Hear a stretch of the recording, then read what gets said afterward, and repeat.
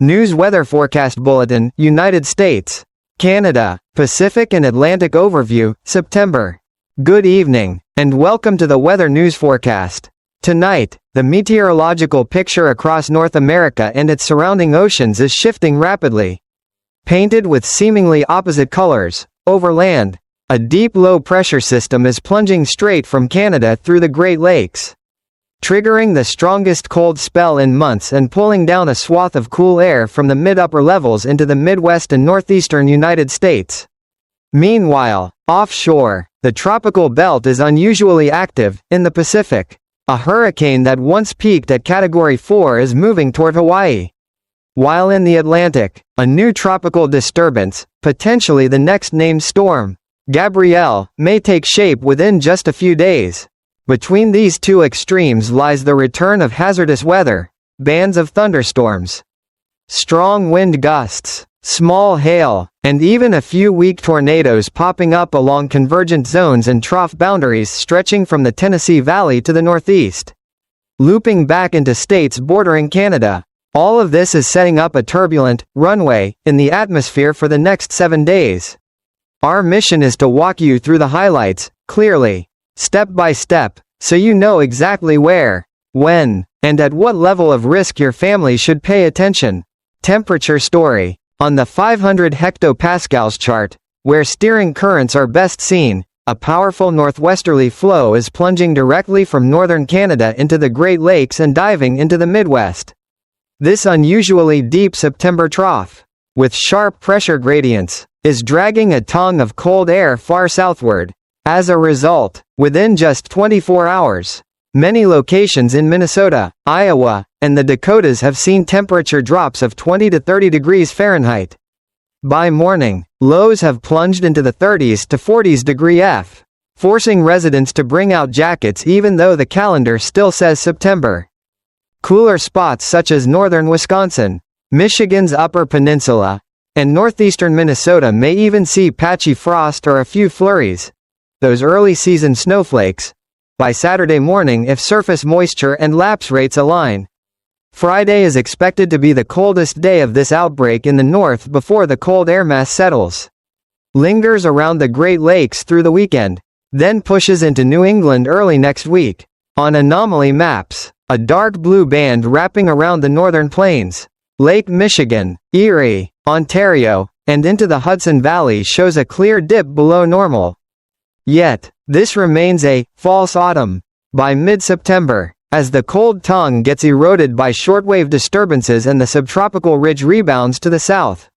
The Great Plains could warm up again, pushing many areas back above seasonal averages. The Northeast, however, may hold on to the cool pattern for a few extra days before its eventual warm-up. Hazardous weather bands. Along frontal boundaries and zones of localized shear, conditions are unstable enough to spark strong thunderstorms. Today, from New York down through Tennessee, the risk is categorized as marginal, but that still warrants caution. Damaging straight-line winds may topple weak trees. Pea-sized hail could scratch vehicles, and brief heavy downpours may flood poorly drained streets. Of note is a sneaky window for tornadoes stretching across Minnesota, South Dakota, Iowa, and Nebraska late this afternoon into evening. Most, if they form, will be weak and short-lived, but local warnings must be followed, especially for anyone outdoors or traveling on highways. Tomorrow, Friday, the risk zone shifts into the Ohio Valley and reaches as far as North Texas. Kentucky, Illinois, Indiana, Ohio, and West Virginia are highlighted for a couple of potential tornado reports. In terms of timing, storms in Tennessee and Kentucky usually fire up from midday through early afternoon, weakening after 6 to 7 p.m. once surface heating fades. In central New York, the prime window is around 4 p.m. before storms march into New England and weaken. Across the northern plains, the sensitive period for funnel clouds or weak tornadoes is from 5 to 8 p.m. A technical but notable detail: a weak Fujiwara effect is unfolding between two lows, one over the northern plains, the other across the Canadian border. As these vortices orbit and then merge, background winds across the Midwest, Great Lakes will strengthen Friday, enhancing the chill and generating large waves on the lakes. Atlantic developments. The key feature is a tropical disturbance in the MDR, main development region, the traditional storm track of major hurricanes during peak season. Conditions ahead: warm waters, low to moderate shear, and ample mid-level moisture are primed for cyclone organization. The next name on the list is Gabrielle. Why the interest? Because model scenarios are wide-ranging. Some solutions lift the system north of the Antilles and then curve it into the open Atlantic if a gap between ridges persists. Others keep it on a lower latitude track westward, raising Caribbean risk. Still others curve it harmlessly out to sea, as Hurricane Erin did earlier. Current spaghetti plots look like a tangled bundle of lines, signaling high uncertainty after 7 to 10 days. With no closed circulation yet and limited reconnaissance data, small shifts in upper-level winds or mid-level moisture could displace the storm's future path by hundreds of miles. The safest advice for residents from the Leeward Islands, Virgin Islands, Puerto Rico, the Bahamas, and the U.S. East Coast is to monitor daily updates this coming week. Review family plans, and avoid overreacting to single model runs circulating online. Pacific developments. The focus here is Hurricane Kiko, once a Category 4 storm, now heading toward Hawaii, while cooler waters along its track will weaken it before reaching the islands.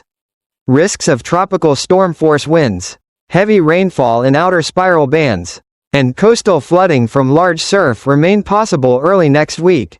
Islanders are advised to secure outdoor items, stock essentials for 48 to 72 hours, and heed official advisories on surf, wind, and flooding. Farther northeast in the Pacific, Hurricane Lorena is moving toward Baja California but is expected to slow and weaken over cooler waters. Direct U.S. impacts are minimal, but on the positive side, a plume of tropical moisture may stream into the desert southwest and even Texas late this weekend into early next week, reviving much-needed showers and storms for drought-stricken areas. 7-day outlook snapshot. Thursday, cold air slams the Midwest, Great Lakes, marginal severe risk from New York to Tennessee, isolated tornado risk in Minnesota, South Dakota, Iowa, and Nebraska. Friday, coldest day in the north. Severe risk shifts into the Ohio Valley and North Texas, tornado potential in Kentucky, Illinois, Indiana, Ohio, and West Virginia. Saturday, cold entrenched over the Great Lakes, spotty rain along the East Coast, possible flurries in northeast Minnesota early morning. Sunday to Monday, high pressure dominates east and Midwest, dry and cool. Texas gains showers from tropical moisture. Monday to Tuesday, cool spreads into New England. Florida little change as front stalls. Hawaii monitors Kiko. Mid-September, plains trend warmer again. Attention on Gabrielle and possible severe risk if a western trough crosses the Rockies. Regional daily life notes. In parts of the southeast U.S. mountains tonight, a weak front will slide through with spotty showers and storms. Moisture is limited, so not an all-day rain. Outdoor plans remain possible with flexibility, but keep a rain jacket handy and check radar apps. Short bursts of heavy rain could trigger brief local flooding in narrow valleys. Severe risk is low, but a few storms could deliver brief damaging winds. Friday looks drier, before another front passes Saturday, bringing scattered, not widespread, showers. Sunday still holds isolated mountain storms due to terrain effects. Temperature-wise, Thursday carries typical early September warmth, with highs in the upper 70s to mid-80s degree F. Friday to Saturday rise into the mid-80s to near 90 degrees Fahrenheit in lower elevations. Nights stay warm, in the low mid-60s degree F, with humidity making it feel sticky again.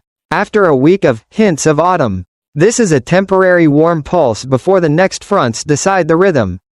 Canada focus. Ontario and Quebec will see another cold surge this weekend, but with two concerns: strong thunderstorms and significant winds along the lakes. By Thursday afternoon, a cold front sparks storms over the Ottawa Valley, including Montreal and the Laurentians, bringing gusty winds, heavy rain in narrow bands, and scattered small hail. Showers sweep across eastern Ontario by late morning and move into the Ottawa Valley by early afternoon. Montreal gets widespread rain by evening. Trailing behind, a secondary low along the Great Lakes adds rain to northeastern Ontario and western Quebec, while Toronto sits outside the main rain shield but bears the brunt of winds. Rainfall totals: GTA 10 to 20 mm, Ottawa Valley 5 to 15 mm, Cottage Country 20 to 40 mm. But the headline is wind. Georgian Bay shores may see gusts up to 90 km per hour. Inland southern Ontario 50 to 80 km per hour, easing by Saturday morning as the system exits. The accompanying Arctic air mass will pour in, giving Saturday morning the feel of true autumn: crisp, clear, excellent visibility, but biting winds near the lakes. Residents are advised to secure outdoor items, avoid parking under aging trees, and delay kayaking or sailing trips during peak gusts. Additional notes: U.S. Consumer Product Safety Commission, CPSC, has faced criticism for delays in regulatory drafts. Details in our economic, legal segment. Meanwhile, the Powerball jackpot continues to rise with no winner, as always. The reminder is to play responsibly despite eye-catching billion-dollar figures. Key takeaways: Midwest, Great Lakes, Northeast U.S. Prepare for chilly mornings, strong winds, and large waves on lakes. Adjust outdoor plans around storm windows. Severe weather zones. Install alert apps. Note peak afternoon evening hours. And no safe shelters during outdoor events. Atlantic Islands and U.S. East Coast. Monitor daily updates on potential Gabrielle. Review family hurricane plans early. Hawaii. Be proactive 48 to 72 hours ahead of Kiko's possible impacts: wind, rain, surf. Ontario and Quebec. Limit lake activities. Secure outdoor items. And prepare for 50 to 90 km per hour gusts and crisp autumn chill. Weather is a chain of probabilities, shifting with every new dataset. Our role is to distill it into clear guidance and keep you updated as the picture evolves. Thank you for joining us.